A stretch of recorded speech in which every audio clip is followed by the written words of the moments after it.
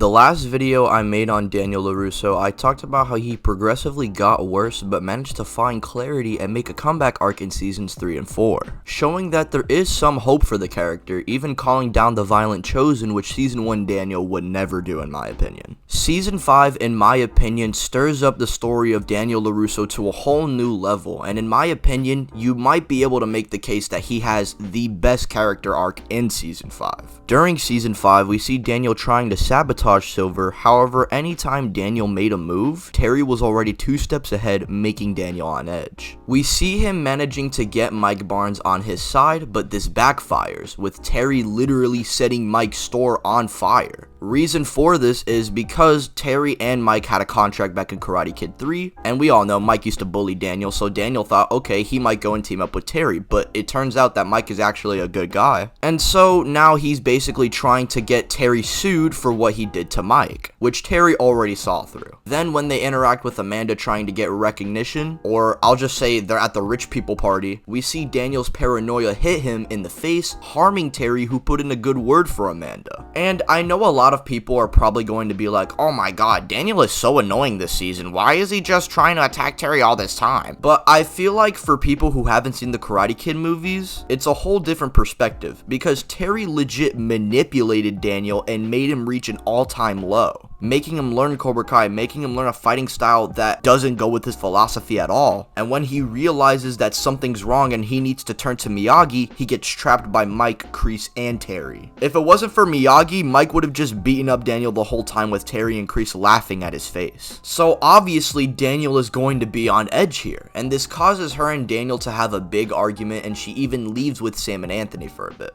At this point, Daniel is at an all-time low, like even worse than what he was in Karate Kid 3. He and Chozen try to get Stingray to admit he is wrong, but we see Daniel being similar to Johnny in season 3 when Robbie's missing, being very aggressive during interrogation, and Chozen, the man who Daniel is holding on a leash, tells Daniel to calm down. Daniel, after not only losing to Terry's mind games, but also Amanda temporarily causing Daniel to go down an even worse mental spiral than he did in Karate Kid 3, instead of feeling that overwhelming fear, it's that plus the frustration that no one sees through Silver. Daniel losing his mind and now living in his worst nightmare, you can't help but feel sympathy for him. After this, he'd go down to none other than Johnny Lawrence to ask for help in stopping Silver, and this has to be one of my favorite scenes in the whole season, as we see Johnny at the best point in his life while Daniel is at his worst, and both characters as well are in the opposite position as one another, with Daniel being the aggressive one and even picking a fight with Johnny, which in previous seasons seems more like a Johnny move, and Johnny actually was the one who called out Daniel. Johnny would sit him down and ask him about what's been happening, and that's when it hits Daniel that he's definitely not right if Johnny's saying so. After this talk, he'd attempt to apologize to Stingray and get the bro a new PlayStation before then meeting Terry himself.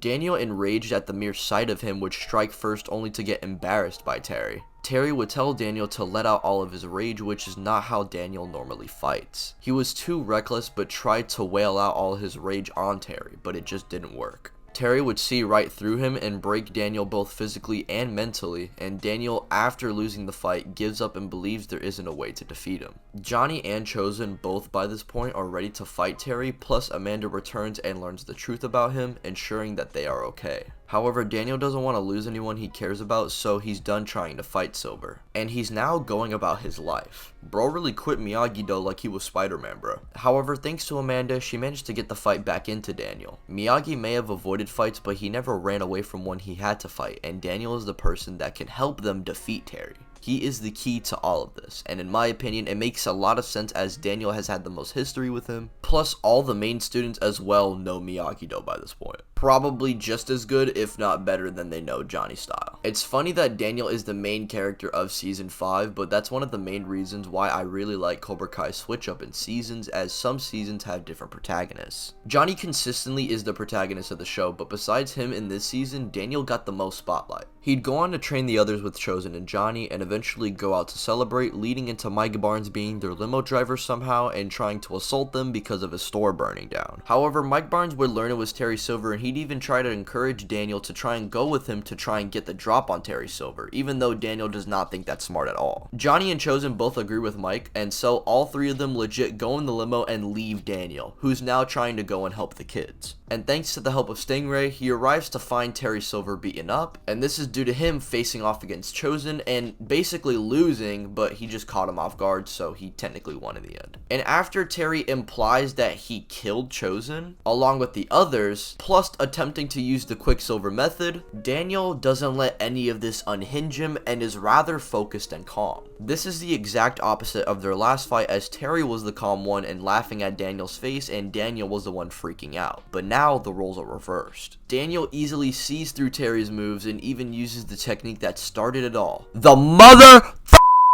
crane kick! Daniel Larusso, I take back everything I said about you in that last video, bro. You are the GOAT! Daniel Larusso defeats Terry Silver, and now we have to wait to see what's next for the character. I'm glad Season 5 gave him the best arc he's ever had and removed the flaws of him by making him reach an all-time low. It's kind of funny because every Karate Kid character in Cobra Kai has gone through it mentally, but Daniel in Karate Kid 3 learned his lesson, but we see him truly break mentally in this season, and I hope he isn't annoying in Season 6. But thanks for watching, nerds.